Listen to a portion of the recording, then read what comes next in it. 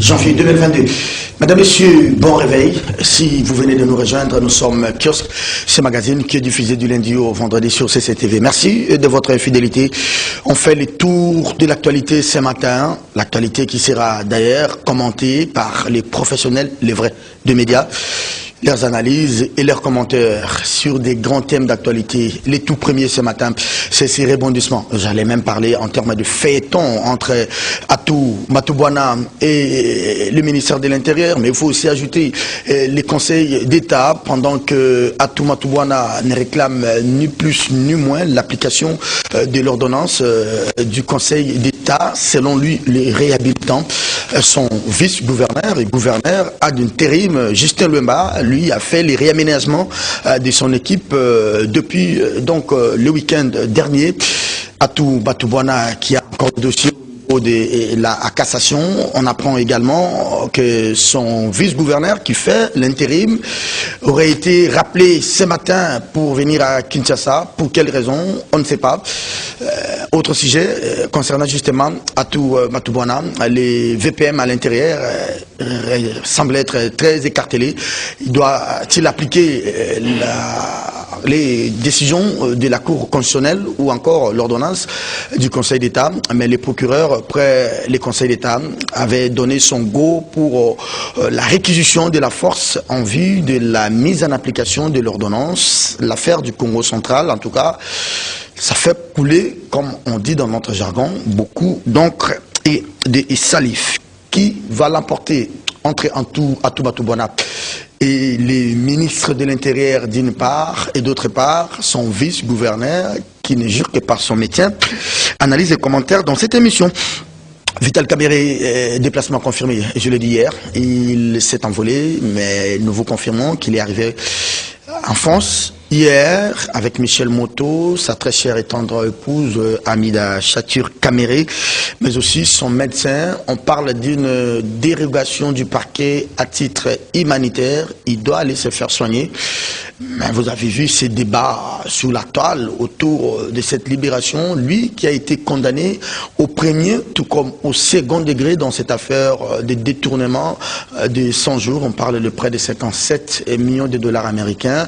Mais lui, au moins en liberté provisoire, il bénéficie de cette dérogation pour se déplacer et se faire soigner, pendant qu'un autre compatriote, pas des moindres, un ancien Premier ministre, Augustin Matata Pognon, sénateur de son État, qui a ses immunités parlementaires, dont le dossier au niveau de la Cour constitutionnelle a été classé, ne sait toujours pas bénéficier, par exemple, de ses voyages. Son chef de la Chambre, Augustin, comment il s'appelle, Bahati Lukwebo, a mis son veto.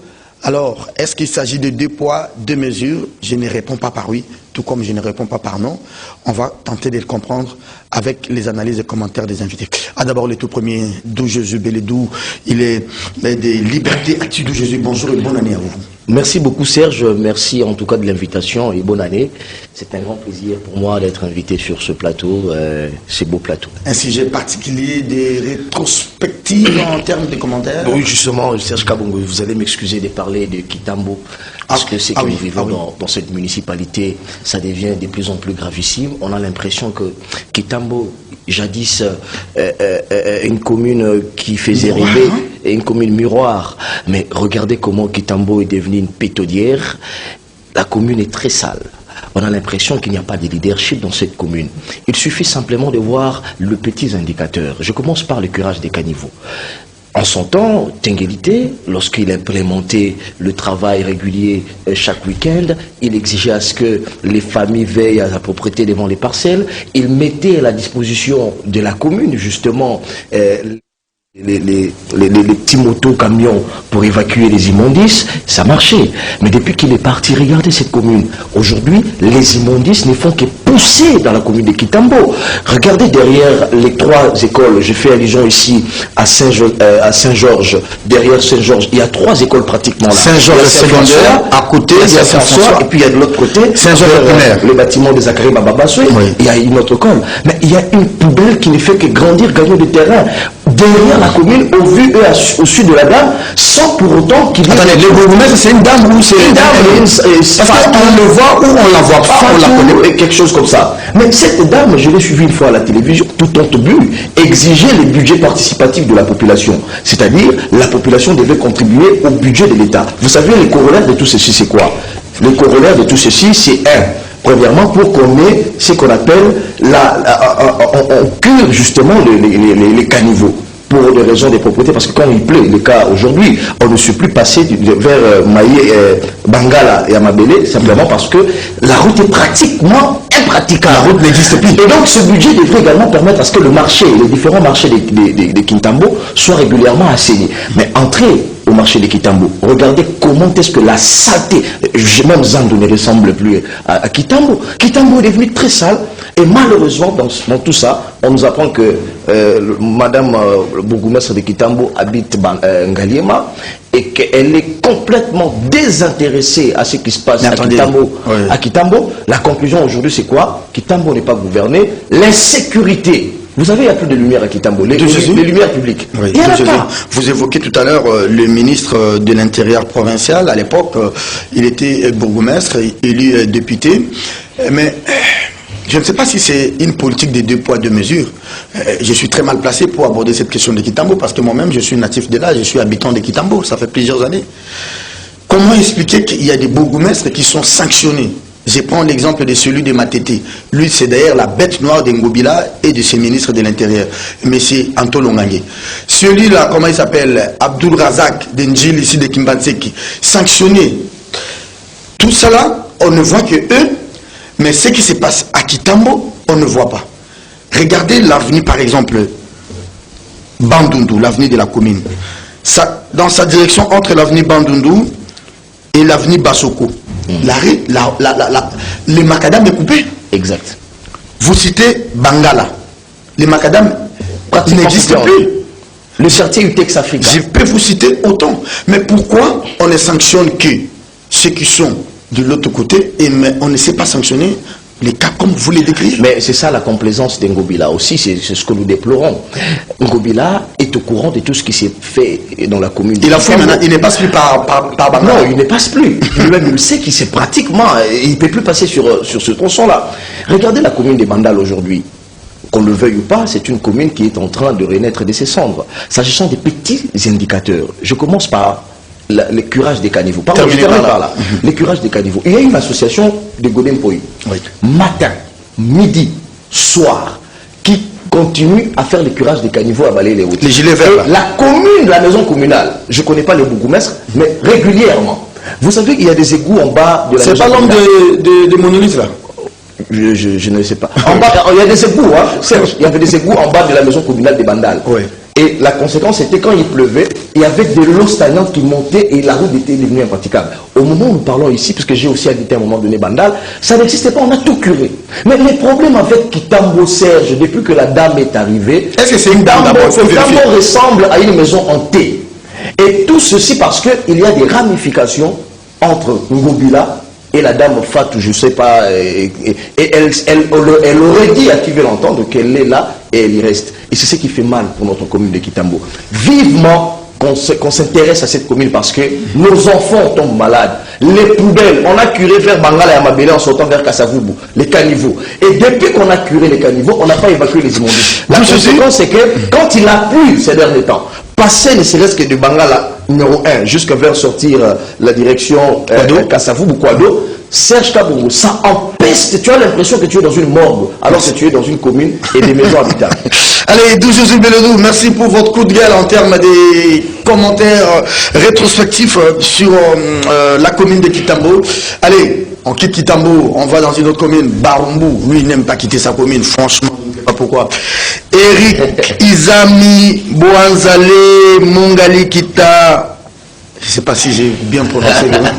Bonjour Eric et bonne année à vous. Bonjour Serge Kapongolo, bonjour Serge. Un nom kilométrique, hein. Vraiment. C'est comment Eric Izami Boanzali Mungali Kita Bolangala. Bolangala. Ça c'est la chopa.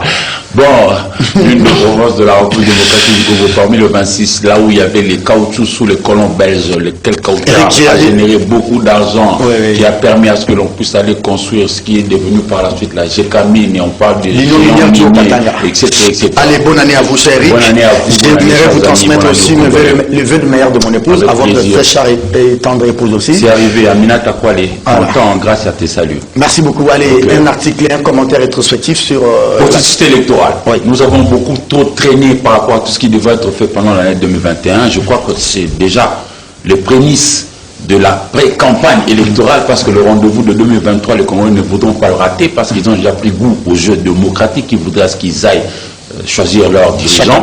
Et justement, on a connu beaucoup de blocages, tant au niveau de politique, au niveau de ceux qui avaient été toujours et continuent à être toujours perçus comme étant des irréprochables, de nos pères spirituels. Il y a eu beaucoup de blocages. Et surtout, je fais remarquer que jusque-là, par rapport aux informations que moi j'ai, il n'y a pas encore eu dépôt du projet de loi relatif à la loi électorale. Parce que c'est cette loi-là qui va sous-tendre tout ce qui va être fait pour que nous allions aux élections. Je crois que c'est très important. Ça peut être soit un projet ou une proposition, hein. Ça peut venir de l'Assemblée, tout comme ça peut venir du gouvernement. Justement, mais puis, le fichier électoral congolais n'est toujours pas encore actualisé. J'imagine qu'il y a autant de millions de jeunes gens qui sont devenus majeurs entre-temps, et que eux aussi, au niveau de 2023, ils auront droit à aller au vote. Alors parlons du processus électoral.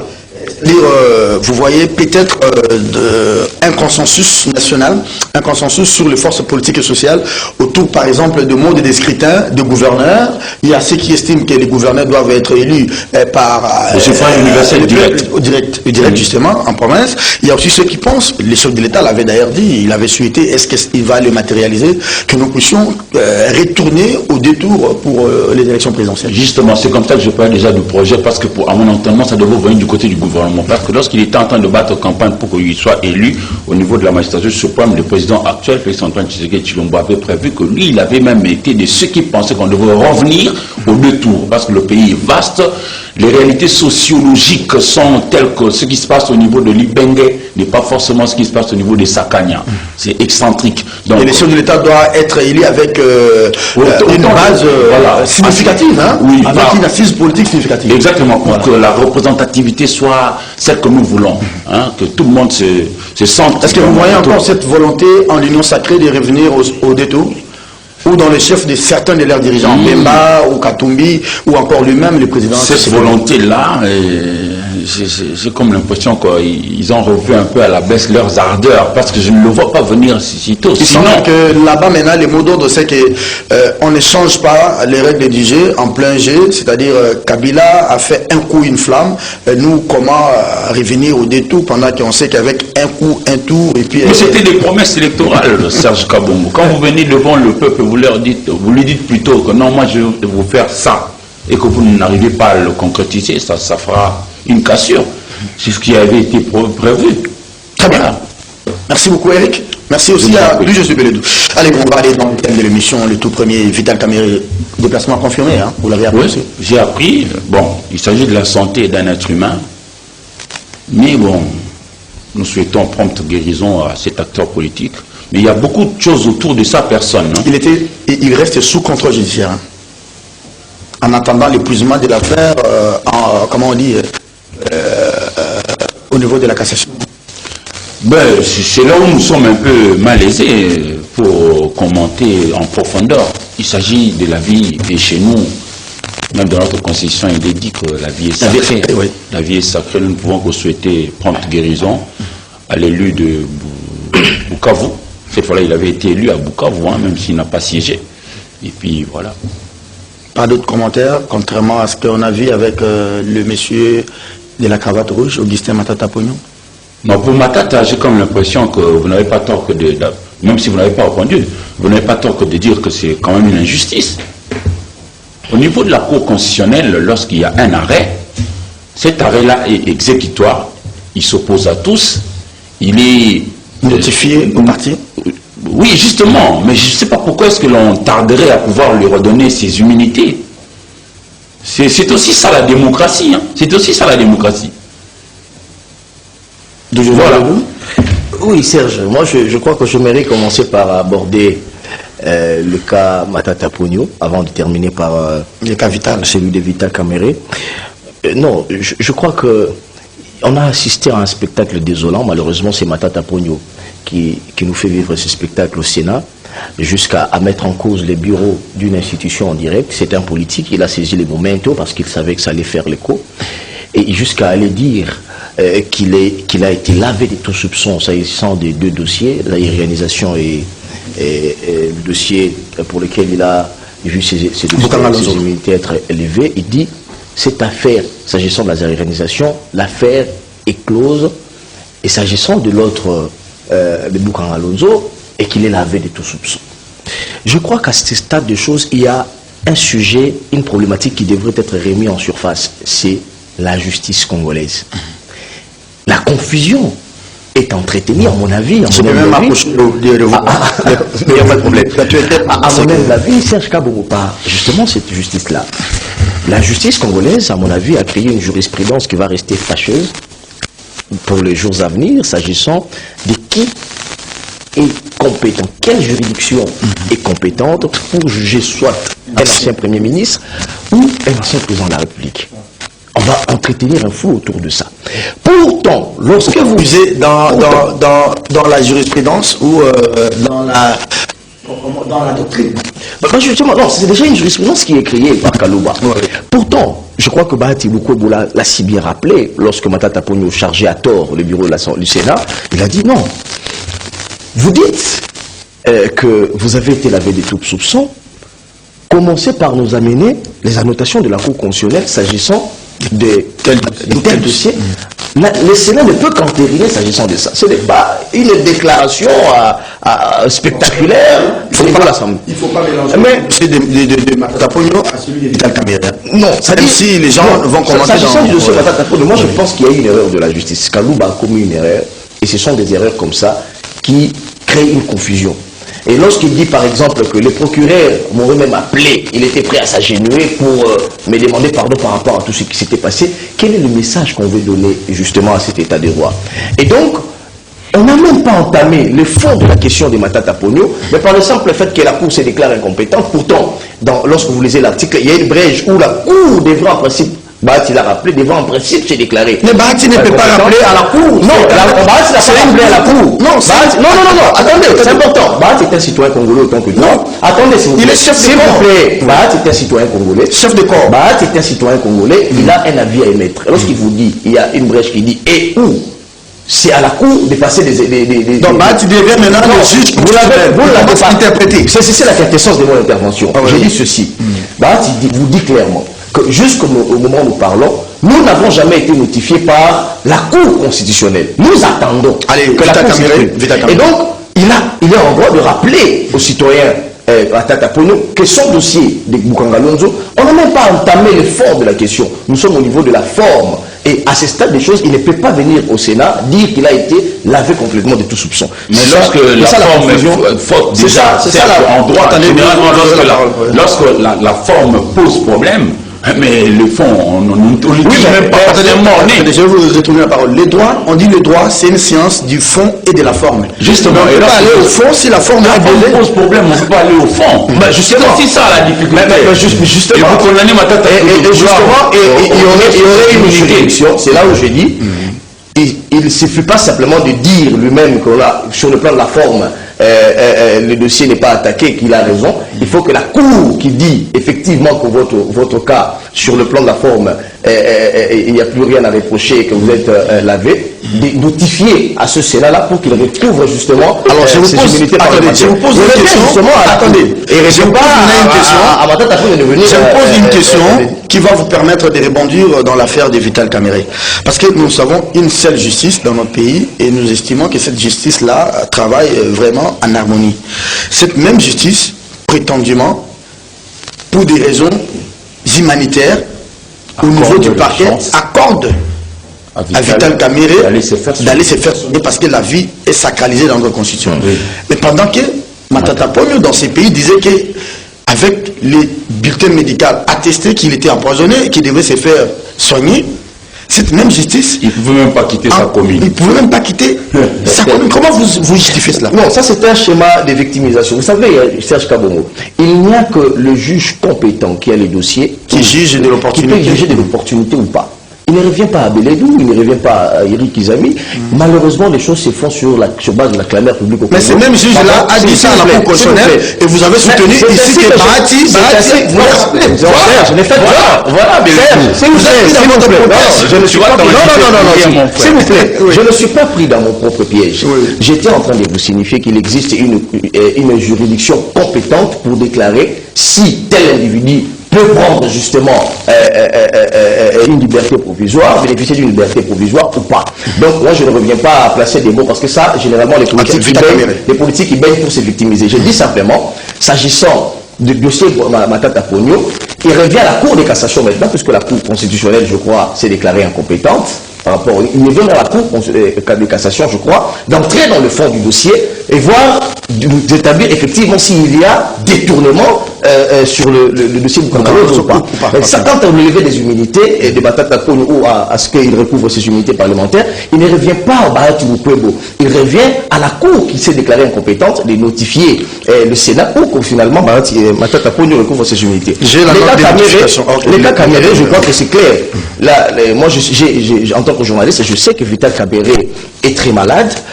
Moi, personnellement, je savais que Vital Kamerhe est très malade à travers ses proches. Et lorsque je vois, par exemple, la Cour faire bénéficier à Kamerhe une liberté provisoire, moi, je me dis, effectivement, il était temps que Kamerhe bénéficie d'une liberté provisoire parce que c'est un leader incontestable dans une bonne partie de la République démocratique du Congo. À ce stade des choses, s'il arrivait un malheur à Kamerhe en prison, ça retomberait sur la tête de Tshisekedi. Et je crois que, puisque Kamerhe a la confiance d'une bonne partie dans le sud que vous-même dans le nord qui vous de la population, ça risque d'être très mal vu par Kamerhe et par la population et ça pourrait même susciter quelques rébellions qu'on ne pourra pas gérer à partir de Kinshasa. Et donc, si c'est pour des raisons effectivement sanitaires, humanitaires, comme je le dis, c'est un citoyen congolais, Eric Izami. On espère qu'il va retourner au pays. Il n'est pas parti à Napi pour la vie humaine, elle est sacrée. Kamerhe, c'est un leader incontesté de notre pays. Je ne pense pas qu'il va fuir. Il a son ancrage ici. Il a son ancrage ici. Il va revenir, il va affronter la justice et il n'a pas à spéculer autour de ça. Il reste encore prisonnier, hein, parce que le pouvoir en cassation n'a pas été vidé. Hein. Justement, en liberté. Merci. Il y a eu un cas humanitaire. Ben, on espère qu'il a donné des garanties. On dit au-delà des $500 000, des garanties qu'il va revenir au pays. Ça ne manquera pas. 500 000 $ américains, je ne sais pas, mais bon, ça ne manquera pas. Il doit avoir donné des garanties. Et puis on sait que déjà, Puri, il ne va pas fuir. Combien de fois il est allé ailleurs, et puis il est revenu. Il reviendra, il finira par revenir. Parce que c'est ici qu'il a son ancrage, c'est ici qu'il a sa famille, c'est ici qu'il a beaucoup plus d'opportunités de pouvoir se mouvoir et puis se faire affirmer. Est-ce que vous avez aussi d'échanger avec les gens, même si nous, comme journalistes, nous ne donnons pas trop de crédit à tout ce que les gens racontent, mais c'est quand même un débat sociétal. C'est que les gens disent. Voilà. Est-ce que vous avez aussi cette impression qu'on donne plus de la valeur aux prisonniers politiques, entre guillemets, pas politiques, mais aux prisonniers qui ont des assises politiques, qui sont des leaders politiques, qu'aux hommes normaux, là on a comme des Serge Kabongo et tous les autres. Je ne vois pas un journaliste bénéficier d'une liberté provisoire comme Bruno Tibala à l'époque est devenu Premier ministre, comme aujourd'hui Kamerhe, parfois pour des faits aussi bénins. Hein. Excusez-moi. C'est comme ça. Est-ce que sur la balance, nous sommes tous des Congolais ou bien c'est comme ça? Maintenant, il faut être leader politique pour bénéficier de certains avantages ou de certaines largesses. On a cette dérive-là, actuellement. Voilà pourquoi, pour moi, nous devons tenir compte de ce que pense notre population à la base. Notre justice a encore fort à faire. Nous n'avons pas encore une justice réellement redistributive qui peut mettre tout le monde d'accord. Que vous ayez un problème avec quelqu'un qui passerait pour être nanti financièrement et tout ça. Mais si vous avez raison, on vous la donne. Est-ce que Jacques Ndala peut bénéficier d'une telle liberté provisoire aujourd'hui? Je prends encore comment? L'homme de Mboumala, il s'appelle Barnabé. Peut aussi bénéficier d'une liberté comme ça et s'envoler par exemple pour Bukavu aller se faire. J'ai doute fort. Alors, au-delà de tout, il y a un autre débat derrière cette histoire de Vital Kamerhe, de son voyage, les soins en Occident. Lui-même, il a été patron pour piloter les travaux de 100 jours. Ce n'est pas la honte pour un pays qui est un ancien directeur de cabinet, un chef de l'État, Aujourd'hui dit je suis malade, je dois aller me faire soigner. Pendant qu'on vous dit que vous détournez des millions de dollars, vous ne savez pas construire les hôpitaux chez vous. Ah ben, ça c'est un grand défi. Ça c'est un grand défi qu'il faut relever, mais ça part de nos autorités. Des millions on en entend chaque jour, c'est chaque jour, chaque semaine. Hein? On devrait organiser les Jeux de la francophonie. Où sont partis les millions qui devraient construire les infrastructures? En fumée comme ça, qu'est-ce qu'on en a fait? Rien. Même dans les domaines sacrés, pour moi en fait, l'éducation, là où on forme le capital humain. Si nous pensons que demain les Congo devra se relever et puis vraiment jouer son rôle dans l'Afrique, ah mais il faudrait que nous ayons un capital humain au point. Sommes-nous à la hauteur? Parce que déjà là au niveau du Kassai, avec comme chef de Chikapa, on a crié au chef de l'État qu'ici on n'a pas vécu la gratuité de l'enseignement. Et lui-même le chef, la personne la mieux informée de nous tous, a été un peu déçu que d'apprendre que la gratuité n'avait pas eu lieu. Est-ce que c'est réellement mais ils se réunissent tout le vendredi en conseil des ministres. Ne m'interdisez pas de creuser. Moi, je suis toujours comme ça. Je vais revenir au cher de vous. Excusez-moi. Vous pouvez noter, je vais vous donner une feuille. Si vous avez. Là, j'ai les téléphones. Ok, merci.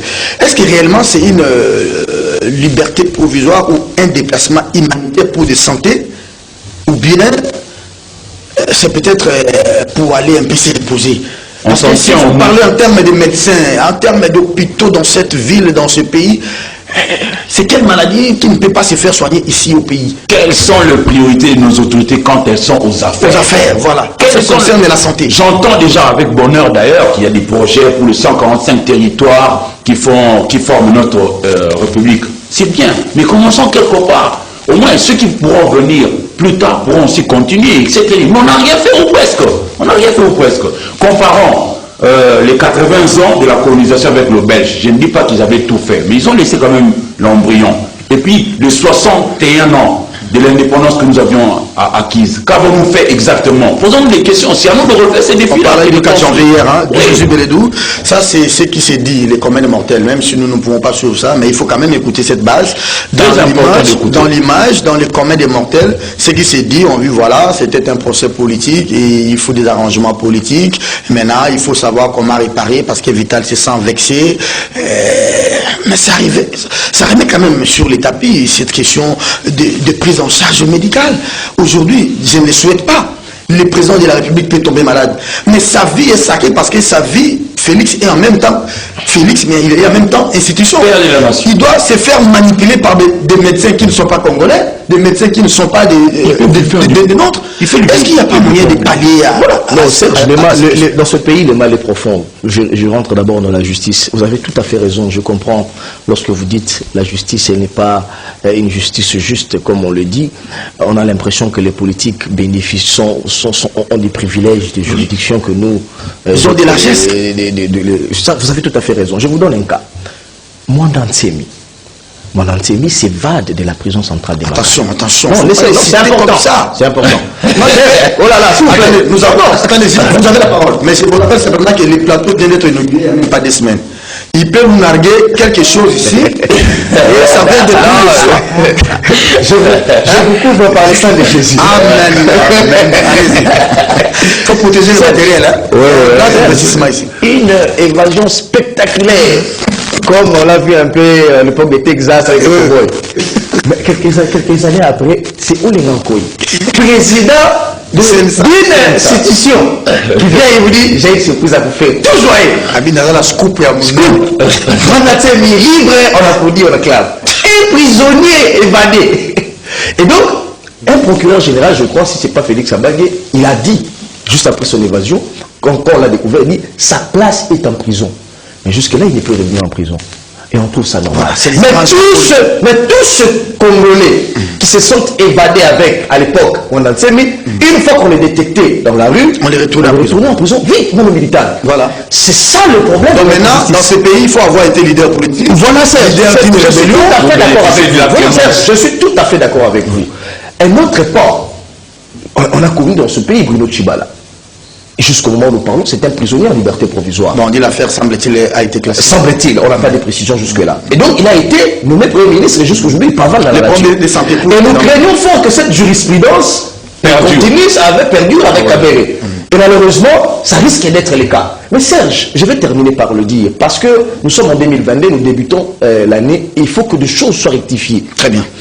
Comment expliquer que dans le procès 100 jours, les DG de Sokok, condamnés pour détournement, 30 jours après, ils bénéficient d'une grâce présidentielle. Les Foner, n'en parlons pas. OVD aussi. OVD, etc. Et donc, enfin, c'est un problème sérieux de la justice, qui doit être logiquement réparé. Mais ça risque la grâce présidentielle d'accorder l'image du chef. Mais justement, on le dit. C'est ainsi que lui-même, lorsque le chef reconnaît qu'il y a des problèmes au niveau de la justice, et c'est à lui de donner un ton, s'agissant de toutes ces arrestations. Peut-on nous dire, aujourd'hui, à l'issue des enquêtes, de l'IGF, etc., ou des procès spectaculaires qu'on a suivis, combien la justice a détourné dans la caisse de l'État? On nous a parlé des 57 millions, on nous a parlé des millions détournés, etc. Et donc, Serge, le problème, il est sérieux. Nous pensons que l'année qui vient de commencer, puisque il y aura bientôt là une assemblée générale du Conseil supérieur de la magistrature, qu'on mette un peu de côté les brebis galeuses, comme on a un peu vu sous Kabila, pour qu'on essaye de redorer un peu l'image de cette justice qui aujourd'hui est ternie. Merci beaucoup. D'où Jésus Beledou. On a dit hier que les gens venaient se faire soigner ici au Congo parce que nous avons de bons médecins. Moi-même, j'étais en Afrique du Sud il y a 3 ans. J'ai vu qu'on avait des très bons médecins, mais les problèmes pour le Congo, c'est quoi? Il y a une fuite des cerveaux. Il faut canaliser toutes ces énergies pour que ces gens-là reviennent. Moi, je n'ai peut-être pas assez de moyens. Je peux avoir des problèmes des reins, je peux avoir des problèmes de cœur. Je n'ai pas cette facilité de prendre un jet et me déplacer, aller en Afrique du Sud ou aller à Singapour pour me faire soigner. Donc, nous devons nous doter de nos structures sanitaires propres, adaptées. Mais Serge, ce que vous dites là, je comprends votre regret. Mais on a connu dans ce pays un hôpital ici qu'on a construit avec 100 millions de dollars. 100 millions de dollars, un éléphant blanc. Un éléphant blanc. On nous a dit que c'était justement pour arrêter cette histoire d'aller se faire soigner à l'extérieur du pays par les autorités de l'époque. Mais aujourd'hui, où nous en sommes? C'était une vaste escroquerie. On va aller à Matadi, on va aller à Matadi, madame, monsieur, vous regardez kiosque. Il ne s'agit pas seulement de construire des infrastructures hospitalières, c'est bien de le faire, et partout dans chacun de nos territoires. Mais encore faut-il bien traiter ces médecins-là qui nous viennent en aide lorsque nous tombons malades. Exact. Nos médecins quittent le pays non pas parce qu'ils ne veulent pas du pays, non, parce qu'ils ne trouvent pas leur compte ici même au pays. Ici, il y a une catégorie de gens, il y a une catégorie bien les traiter, il y a une catégorie dans ces pays, il y a une catégorie dans ces pays des gens, ça, et ils sont des privilégiés de la République. C'est des politiques. Ça doit cesser. Regardez même un médecin directeur ou médecin chef de zone préfère quitter les fonctions de médecin chef de zone pour devenir député. Oui. Parce que c'est là où il y a l'argent facile. On vous dit que Serge Kabouro, tu as raté l'occasion de devenir député. Les gens pensent que tu es journaliste. C'est rien. C'est rien. Petit monsieur. Il faut aller en politique où l'argent est facile. C'est ce qu'il faut casser. On prend le député avec des palissades. On prend le député pour voter des lois. Et tout le monde doit devenir politicien. C'est comme ça que je dis, on devrait commencer par prioriser ce qu'il faut être, ce qui doivent être bien soignés. Allez, on va nos enseignants, s'il vous plaît, nos enseignants, nos médecins, nos agents de sécurité, nos agents de sécurité, policiers, forces militaires, bien les soigner, et nous serons à l'abri de problèmes. Le jour où on commencera à donner aux députés $800, et puis ils vont tous personne ne va postuler. Et le jour où on va commencer à payer aux médecins $5 000 par médecin, et vous verrez, nos facultés de médecine seront pleines. Exactement, voici pourquoi nous joignons notre voix à la tienne pour décourager les initiatives du député Tsingimpoulou, une initiative qui dit, avant d'être candidat président de la République, il faudrait nécessairement commencer par être député national, parlementaire. Ce sont des initiatives à décourager. Ce sont des gens qui sont dans la logique que nous décrivons ici. On pense qu'être médecin dans la société, on ne peut pas avoir des ambitions pour être président de la République. On pense qu'être journaliste, c'est être un petit monsieur. Être enseignant, si aujourd'hui nous parlons, nous manipulons la langue des modèles aujourd'hui, c'est parce qu'il y a eu des enseignants. Allez, on va terminer avec... Ce sont des messieurs. Vous gardez le micro, parce que le deuxième thème, le tout dernier, vous concerne, vous allez le débat. Avec ça, Isam va pouvoir terminer 7 minutes, nous séparons de la fin de cette émission. De Jésus Beledou, il faut appeler ça comment? Affaires, feuilleton, dossier, rébondissement, épisode. Merci beaucoup, chers confrères et amis. épisode, j'apprends que Benoît Justin Nwamba serait rappelé ici à Kinshasa. Il vient de réaménager son équipe gouvernementale. Avec-il les prérogatives? Est-ce qu'il n'a pas les pouvoirs limités comme intérimaire? Où est-ce que nous en sommes? On apprend que le parquet près la cassation a donné le go pour la réquisition de la force publique en vue de l'application de l'ordonnance du Conseil d'État relative à cette affaire. Non, cette réquisition de la force publique là doit être effectuée par qui?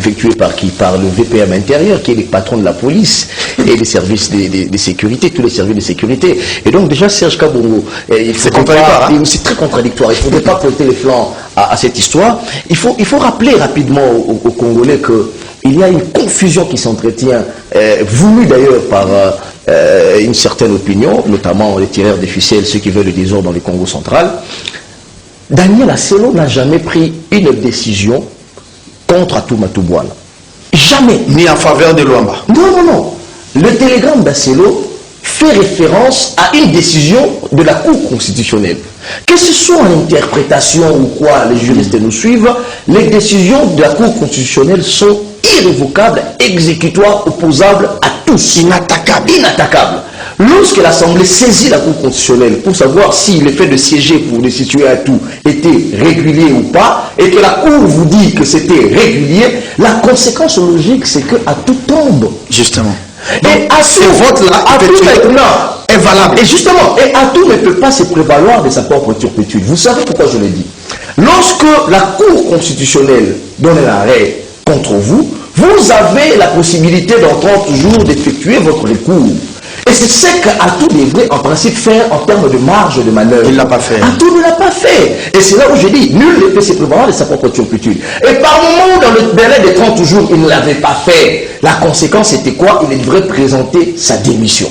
Maintenant, les pirogues, comme le dit Isamir, c'est là où les désordres commencent, les conseils d'État. Les conseils d'État, faut-il le rappeler ici, c'est le juge administratif. Le Conseil d'État s'est attaqué à une correspondance du vice-premier ministre de l'Intérieur. Or, le vice-premier ministre de l'Intérieur s'est référé à une décision, à un arrêt de la Cour constitutionnelle. Et lorsque le Conseil d'État dit par exemple que Atouma Touboana devrait en principe revenir aux affaires. Mais sur base de quoi? Lorsqu'on voit cette histoire des pyramides de juridiction, le Conseil d'État ou les greffiers du Conseil d'État n'ont pas d'injonction à donner à la Cour constitutionnelle. Parce qu'on s'appuie sur le Conseil d'État. Et donc, à ce stade de choses, Daniel Asselo ne peut même pas prêter attention à ce qui s'est fait au niveau de la Constitution. Mais attendez, lorsque tout s'approche là, on les malmène avec les pyjamas. Est-ce que c'est encore un Congo qui je connais pas. Moi j'ai quand même vécu avec les Congo pour les questions de dignité, les questions. Justement, Serge, les Congo veulent garder l'impérium de la boussole morale de la communauté. Ils veulent être propres. Mais franchement, qu'est-ce qu'il voudrait vraiment faire pour le Congo central? S'il aime cette partie de la République du Congo, il n'a qu'à s'écarter un peu pour voir ne serait-ce que les autres faire quelque chose et puis avancer. Comment est-ce qu'on peut s'enliser comme ça des années durant pour quelque chose que nous n'en voudrons pas? Est-ce que lui, il venait vraiment faire du Congo central les États-Unis? Mais Serge, j'aimerais compléter mon ami. Vous savez, ce qu'Atou est en train de faire, ça s'appelle de la rébellion simplement. Le chef de l'État. Mais apparemment, il a beaucoup de soutien. Hein. Il semble que les kimbanguistes, il semble qu'il y aurait... Non, ne déjà pas les kimbanguistes, dans ça c'est la manipulation. Vous en fait. Oui, là vous allez les balayer. Il semble qu'il a les soutiens des kimbanguistes et des chefs spirituels, parce que, je ne le confirme pas, les kimbanguistes devraient soutenir Denis Kadima et à contrepartie, le président ou l'Union sacrée devrait faire revenir Atouma Touboana comme gouverneur, semble-t-il. Serge, c'est ça qu'il fait dire aux Serge, je ne suis pas kimbanguiste, mais je suis kimbangologue. Je vous dis, je suis kimbangologue. Je suis kimbangologue. Je connais le kimbanguisme. Tout Congolais a un kimbangu en lui. La dignité de l'évangile de Kimbangu, la fierté de l'évangile de Kimbangu ne peut pas être bradé par ce qu'on est en train de voir ici avec les ping-pong politiques. Le kimbanguisme ne prêche pas ça. Allez, pour terminer, les vice-gouverneurs. Ce sont des choses entretenues par un bord politique pour essayer de se laver la conscience. Les kimbanguismes n'ont rien à voir avec ces désordres qui s'est fait. Les kimbanguismes prêchent la dignité de l'homme humain, la moralité, comme l'a dit mon frère tout à l'heure là. Et donc dire que Simon Kimbangu est impliqué dans les désordres, porte à tout, etc., je pense que vous faites une fausse analyse. Mais je pensais qu'à l'époque de Kabila, on voyait ces histoires. Non, même sous Félix. Ce qu'il faut dire ici, c'est tout à fait normal que cette histoire, c'est pas sous Félix, parce que justement, il faut qu'il y ait de l'ordre.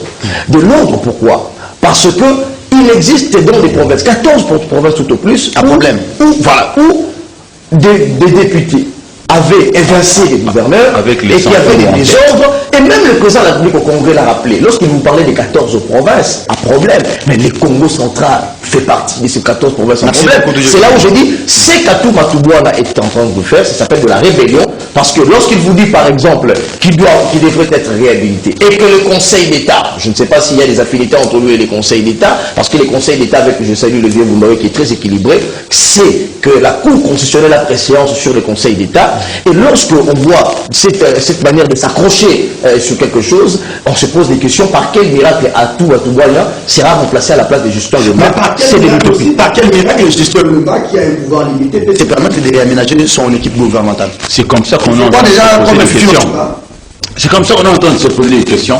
Et tout ça, c'est parce qu'il y a eu aussi ce cafouillage ici au niveau de la justice. On ne sait pas exactement laquelle des directions devrait prendre pour sauver le meuble au niveau du Congo central. Est-ce qu'il ne s'accroche pas parce qu'il sait qu'il y a un vaste projet qui sera profitable pour l'ensemble du territoire national, même pour la République? Il y a le port en eau profonde qui devrait être construit là-bas. Le chef en a parlé. Mais justement, est-ce qu'il ne s'accroche pas par rapport à ces... Je ne sais pas, parce que généralement chez nous, au lieu de voir les priorités qui feraient que nous puissions avancer d'un pas chaque jour que Dieu fait, nous, on est en train de marquer le pas pendant que nos voisins, eux, ils avancent. On va se ressaisir. S'il aime vraiment cette partie de la République démocratique du Congo, pour moi, Atou Matubouana, écartez-vous un peu. Ça fait quand même et puis, voilà. Il y a eu beaucoup trop de révolutions. C'en est trop. Mais franchement, c'en est trop. Il n'y a pas un autre Mukongo qui peut aller faire l'affaire au-delà des Atou et des... C'est même très mal pensé que de se dire qu'il n'y a que moi qui puisse bien faire parmi tant de Congolais. Non. Et puis d'ailleurs, vous avez dit au début de l'émission que l'on devrait passer au niveau du vote au suffrage universel direct pour le gouvernement. Moi, j'adhère à ça. Je parle en tant que Congolais, pas seulement comme journaliste. J'adhère à ça. Pourquoi? Parce que avec le suffrage universel indirect, il y a parfois des choix qui choquent. On casse le marché central sans lendemain, on est là, on ne rien dire, et puis ça passe. Et le monsieur qui est réhabilité, il revient et on lui malmène. Et tout ça, ça ne va pas. Très bien. Ça ne va vraiment pas. Merci à Dieu Jésus Bélédou. Merci à Eric Izami Mbouanzale Mongali Kitabo Langala d'avoir été de nôtre sur ce plateau. Il ne me reste qu'à vous, chers téléspectateurs, à vous dire grand merci. CCTV, c'est toute une vie pour nous. Ceux qui attendent notre départ de cette chaîne attendront longtemps. Au revoir et bonne suite des programmes.